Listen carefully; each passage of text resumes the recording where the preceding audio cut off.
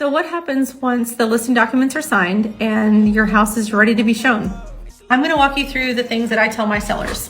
Number one, make sure that you do a clean sweep of your house and all of your personal items, tax returns, extra bank statements, extra credit cards, driver's licenses, tag renewals, life insurance policies, you name it. That's all tucked away. If you have an office, make sure all of that important documentation is out of the office and somehow locked away.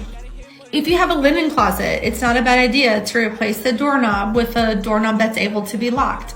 Most people aren't going to worry about what is behind the locked door, and if anybody does worry or ask, then all that your agent has to do is say, oh, that's where they're keeping their personal belongings.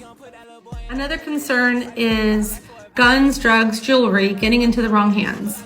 So if my seller has expensive jewelry, expensive antiques, heirlooms, samurai swords on the wall, knives, guns for protection, whatever the case may be, and if they have prescription drugs that they need, I always ask them to please secure those items. The last thing a seller wants is for a buyer to come through bringing a friend, and the friend has a child and the child wanders off out of the sight of the agent and the buyer and gets into a troublesome situation where an unfortunate accident could occur.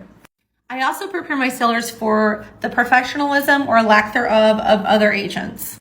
Meaning not every agent's going to monitor the buyer the way that I would. It's possible that the buyer, that is, will open the drawers, go through the refrigerator. They might help themselves to something in the refrigerator.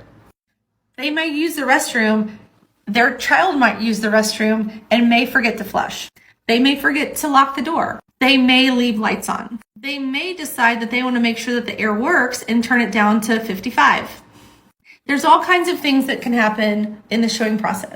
What I try to do is come up with the top things that may come up in the process and have my seller be prepared in the event that those unlikely things do happen. Let me know in the comments if this was helpful and if you've had any weird stories happen to you.